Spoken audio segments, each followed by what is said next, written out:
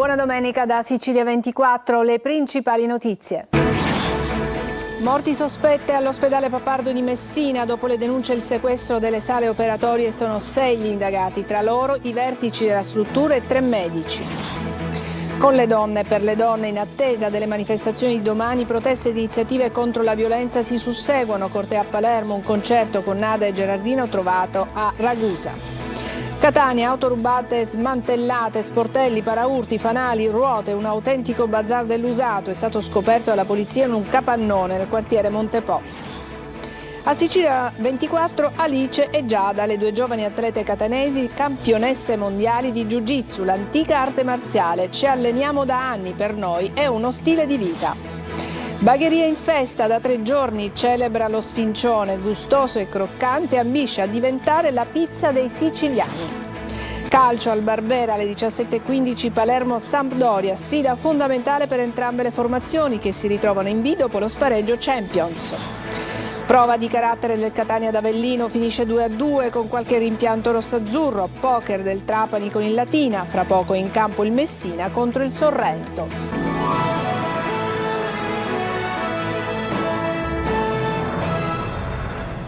Bentrovati, ancora buona domenica. È un vero e proprio terremoto quello che sta avvenendo all'ospedale Papardo di Messina dopo le morti sospette avvenute dopo degli interventi di cardiochirurgia.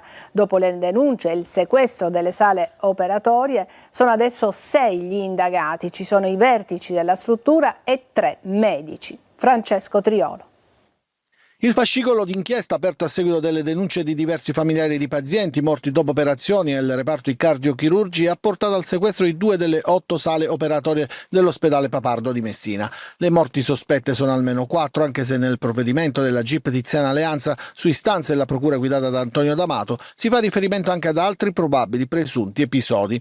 Nel registro degli indagati per il reato di omicidio colposo aggravato per fatti registrati tra i mesi di agosto e ottobre scorsi sono stati iscritti la direttrice generale del Papardo Catena Di Blasi, il direttore sanitario Paolo Cardia, il direttore amministrativo Vincenzo Manzi, il direttore dell'unità operativa complessa di cardiochirurgia Francesco Patanè, la direttrice dell'unità operativa complessa di rianimazione Maria Chiara Zucchetti, il responsabile della terapia intensiva post-operatoria Silvio Tommasini. Secondo l'ipotesi dell'accusa non avrebbero disposto adeguati protocolli, misure di vigilanza e istruzioni per prevenire la diffusione di infezioni proprio nel reparto di cardiochirurgia e terapia intensiva post-operatoria e avrebbero cagionato, sempre secondo l'accusa, il decesso a seguito di processi infettivi correlati all'assistenza sanitaria di Gaetano Bombaci, Maria Dora Biondo, Vincenzo Ragusa e Donatella Canfora.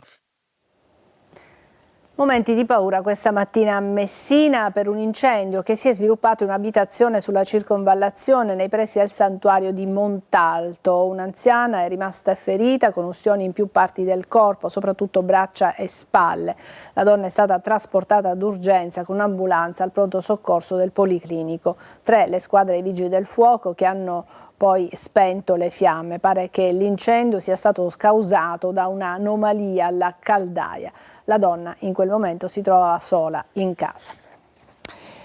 E domani, 25 novembre, è la giornata internazionale contro la violenza sulle donne. Da diversi giorni però si susseguono anche in Sicilia le iniziative per dire basta. Sono 99 le donne uccise in Italia dal 1° gennaio. A manifestare ieri a Roma, così come a Palermo, erano migliaia. Desirée Ferlito. Se io non voglio, tu non puoi. Domani giornata internazionale contro la violenza sulle donne. Il 25 novembre ogni anno rappresenta non solo un'occasione di memoria, ma un impegno collettivo per rompere il silenzio su una piaga che affonda le radici in disuguaglianze strutturali e stereotipi di genere. È da giorni che le donne si mobilitano, alleate in un grido di amore e rabbia. Ieri, nella manifestazione organizzata da Non Una di Meno, tenutasi a Roma e in contemporanea a Palermo, erano oltre 150.000. La legge del codice rosso si è rivelata assolutamente inefficace. Alcune donne sono state uccise da ex compagni che portavano il braccialetto elettronico. Quindi dico, a che cosa serve una legge più repressiva, più di controllo, ma poi non c'è una soluzione.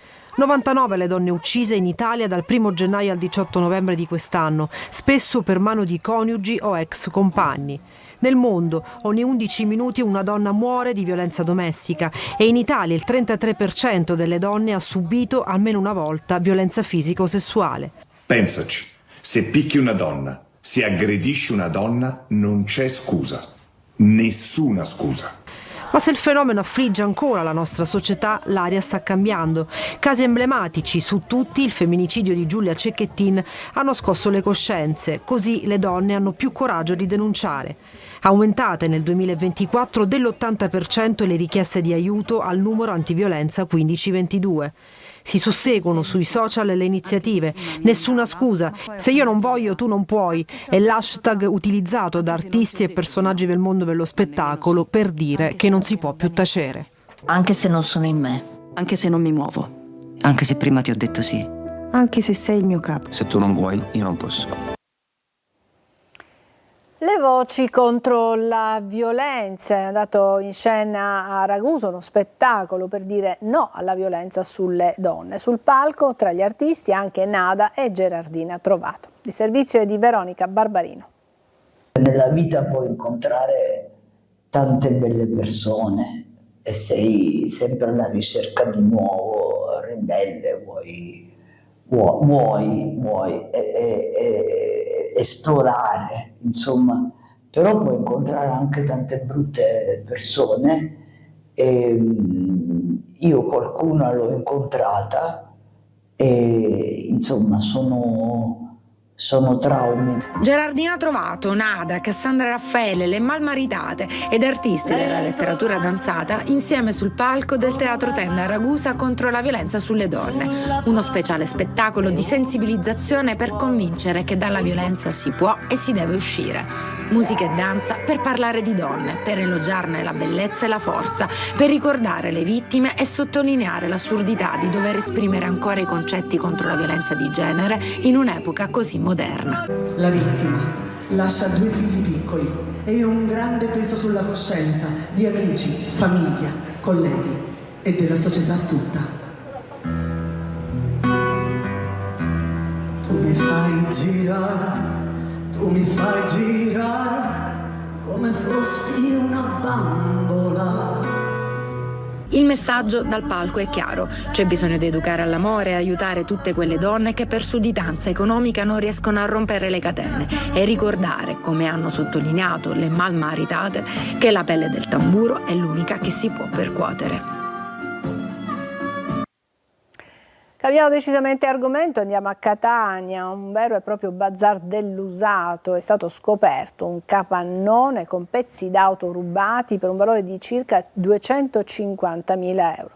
Nel deposito sono stati trovati anche 2 uomini che stavano smontando il motore di un Alfa Romeo. Tonino De Mana. Dagli sportelli ai paraurti, dagli airbag alle ruote. Un autentico bazar dell'usato è stato scoperto dalla polizia di Catania in un capannone nel quartiere di Montepo. Oltre 140 pezzi accatastati per tipologia per un valore di 250.000 euro. Nel blitz effettuato dalla polizia sono stati sorpresi anche 2 uomini, un 30enne ed un 44enne, entrambi catanesi, trovati accanto ad un'auto con le mani vestiti sporchi di grasso, impegnati nelle operazioni di smontaggio di alcune parti di un Alfa Romeo Giulietta risultata rubata pochi giorni fa a Catania. Per loro è scattata la denuncia per ricettazione. Nel magazzino deposito sono state trovate decine di carte di circolazione gettate in un angolo e nascoste tra i pezzi di ricambio di modelli d'auto del gruppo Fiat, Alfa Romeo, Lancia e Jeep. Scovato anche un altro nascondiglio accessibile da un piccolo varco.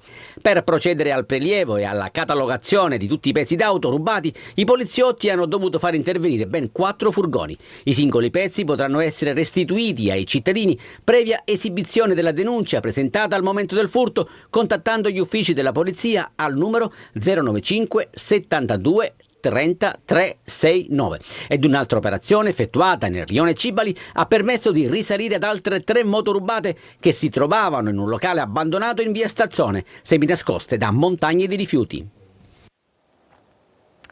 Restiamo a Catania e vi mostriamo delle cartoline poco edificanti che ci arrivano dal centro storico, sempre pieno di turisti, ma purtroppo anche con diversi angoli invasi dalla spazzatura. Sentiamo.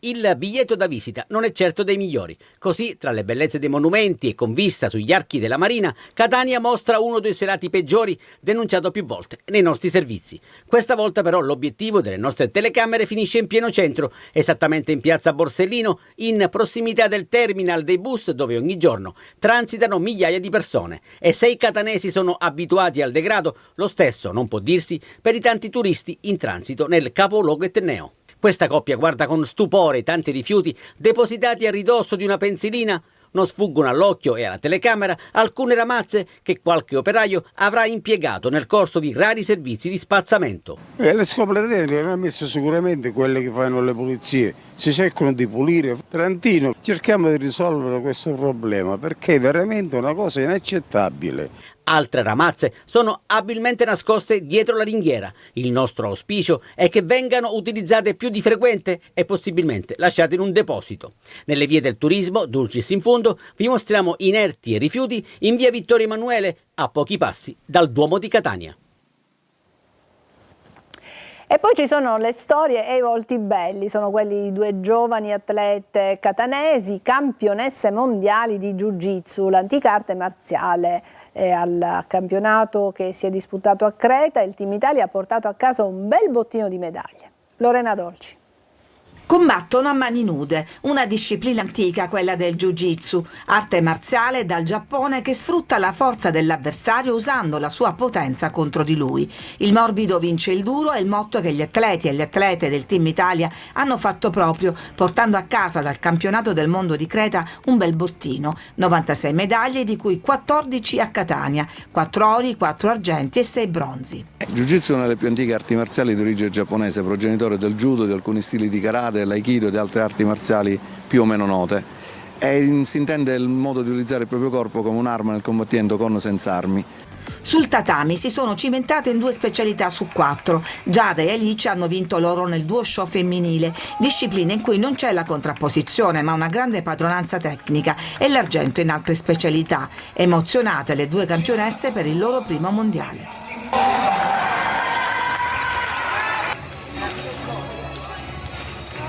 Questa vincita è una vincita sportiva, non c'entra molto con la difesa personale, però comunque al di fuori ovviamente io mi sento molto più sicura di uscire anche di casa, soprattutto da donna. Oltre ad essere la disciplina sportiva che pratico da più di 15 anni, rappresenta anche uno stile di vita, quindi la disciplina, la formazione anche che abbiamo sin da quando siamo piccoli ci ha permesso di affrontare questa gara nel migliore dei modi. Campioni del mondo maschile nel duo system sono Salvatore Molino e Salvo Ensabella. Il Jiu-Jitsu non è ancora sport olimpico, ma in futuro chissà. L'appuntamento per i prossimi mondiali è in Cina nel 2025. Una coppia partirà anche da Catania.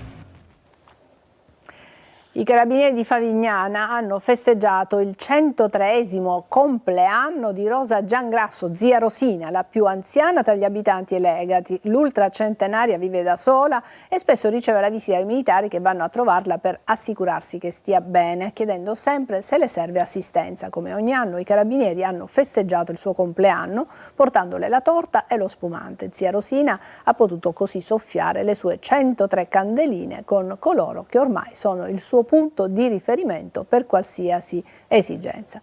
Veramente un bel traguardo quello della zia Rosina.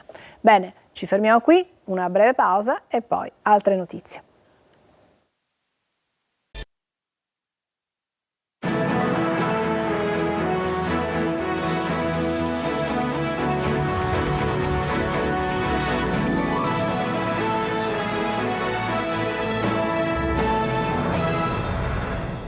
A Bagheria, in provincia di Palermo, sono giorni di festa. Si sta celebrando lo Sfincione Fest, degustazioni, musiche e poi il vero protagonista, lo sfincione, che non è solo quello tradizionale. Ci dice di più Marco Gullà. Partiamo subito da un presupposto. Se non avete mai assaggiato lo sfincione di Bagheria, Fatelo al più presto. Bianco, croccante, più alto rispetto a quello tradizionale che è rosso e soprattutto gustoso. E allora, per celebrare la tradizione dello sfincione di ogni tipo, Bagheria da 3 giorni è in festa. Lo Sfincione Fest, giunto alla 7ª edizione, ha richiamato una marea di visitatori e soprattutto degustatori. 3 giorni intanto di degustazione di questo prodotto oramai identitario della provincia palermitana, che stiamo provando una strategia collettiva di imporlo come pizza dei siciliani, come un prodotto fortemente connotativo che possa fare anche da attrattore e soprattutto da marketing turistico. Quello che non sapevo è che ci sono tantissime varietà di sfincioni. Io conosco quello palermitano, quello col pomodoro, la cipolla che si vede, poi qui invece cambia tutto, cambiano tutti i giochi. Gusti, sapori, ma anche musica, con i cugini di campagna che hanno accompagnato con i loro brani le degustazioni del mitico sfincione.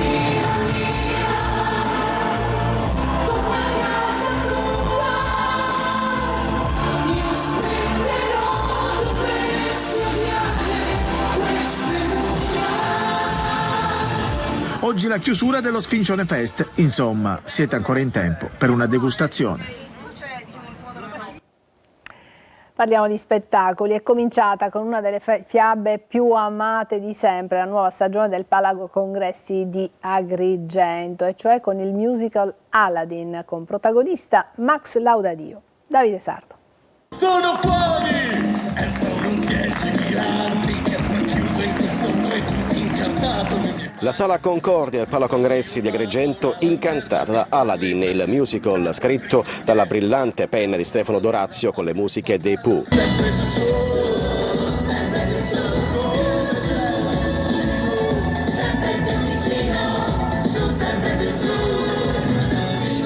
Protagonista del ruolo del genio è Max Laudadio, volto noto della televisione che conduce il pubblico in un mondo variopinto e solidale. Un genio fuori di testa come sono io, sono molto serio nei miei servizi a striscia, come lo è il genio in alcuni momenti, sono molto ridicolo quando mi vesto da cicalotto a striscia, come lo è il genio quando lo interpreto. È un giocherellone, un personaggio fuori di testa che ho dovuto creare con il passaggio dei mesi. Ho visto 10 volte il film di Will Smith, altre 10 volte il cartone animato, e ho cercato di prendere da questi grandi professionisti tutto il meglio per portare un genio che fosse mio. Nel ruolo di Jasmine, Angela Ranica. Per quanto riguarda il mio personaggio in particolare, è molto affine alla questione dei diritti sulle donne, cioè Jasmine lotta per i suoi diritti in quanto donna già in un'epoca dove non si faceva, quindi è per questo che lo trovo molto attuale e forte. Il musical, per la regia di Luca Cattaneo, si distingue per la profondità dei suoi personaggi e la modernità delle tematiche affrontate, tra cui l'importanza di credere nei propri sogni ed il coraggio di affrontare il destino. La mia vita è solamente mia, anche mio padre ha avuto la mia età. Adesso una breve pausa e poi l'ampia pagina dedicata al calcio.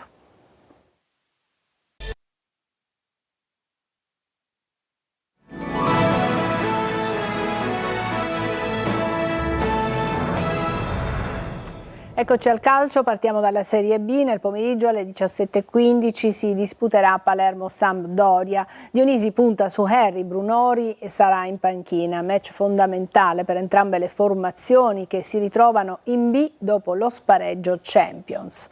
Marco Gullà.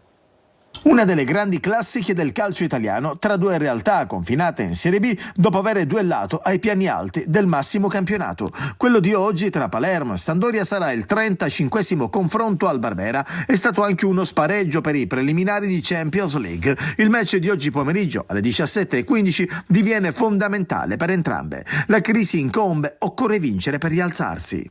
E sento il supporto di tutti, da parte di tutti, e vedo la squadra che ha un'identità.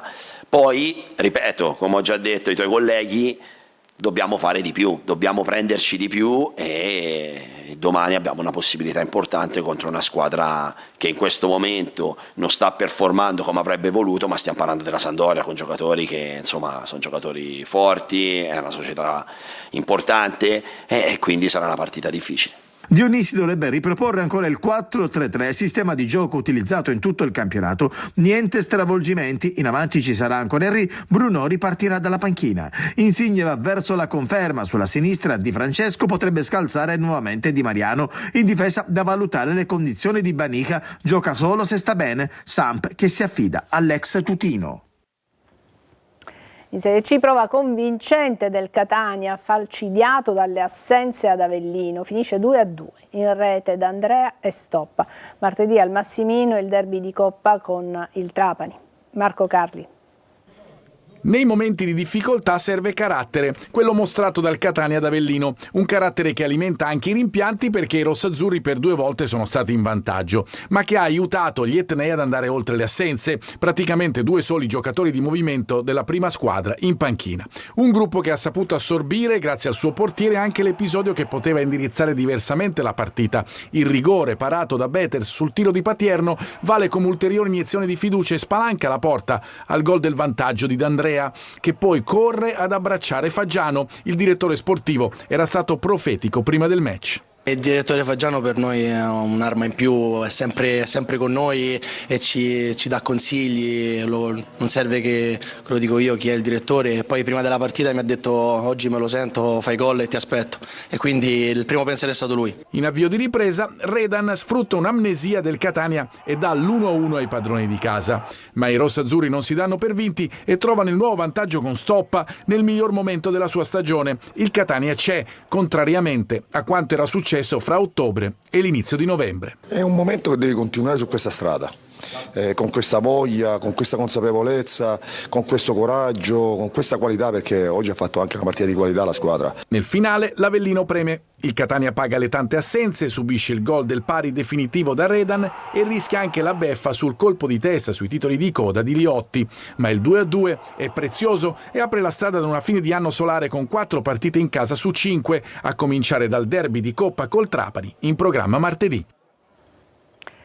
Ritorno al successo per il Trapani, che al provinciale ha superato 4-0 il Latino, con Lescano autore di una doppietta. Per il Messina, oggi pomeriggio, impegno casalingo contro il Sorrento. Sergio Colosi. Dalle sconfitte ai successi larghi, il passo è stato ancora una volta breve per il Trapani, ripartito dopo il KO del Massimino con un 4-0 sul Latina. Granata dominatori assoluti della sfida del provinciale contro i resti della formazione laziale in crisi di gioco e di risultati. Il Trapani ringrazia e passa all'incasso. Sull'asse Lescano-Bifulco Aronica ha costruito la vittoria che salva la sua panchina. Vantaggio di Lescano al 20° sulla sponda di Malomo, all'esordio dall'inizio nella difesa a 3. Raddoppia Bifulco su un errore imperdonabile del Latina, che prima del riposo subisce la terza rete di Lescano, autore di una doppietta. Nel finale di gara Spini impiega 3 minuti dal suo ingresso in campo per realizzare il 4-0. Trapani adesso in cerca di continuità, l'unica strada possibile per recuperare punti alla capolista Benevento in una disperata e improbabile rimonta e posizionarsi nel miglior modo possibile nella griglia play-off. Messina in casa oggi pomeriggio contro il Sorrento, passaggio fondamentale per la squadra di Modica che insegue punti pesanti in chiave salvezza. Il Sorrento, senza lo squalificato Guadagni ma con Bolzius al rientro, ha raccolto 8 punti nelle ultime 5 gare ed occupa il centro classifica, più vicino ai play-off che ai play-out. Anche oggi Franco Scoglio deserto, scelta legittima dei tifosi, quasi doverosa visti i precedenti societari degli ultimi 17 anni. Modica perde Lia ma ritrova Frisenna. Bocciati Luciani e Re, giocano Anatriello e Mamona. È tutto per questa edizione di Sicilia 24. Grazie per averci seguito. Buona domenica.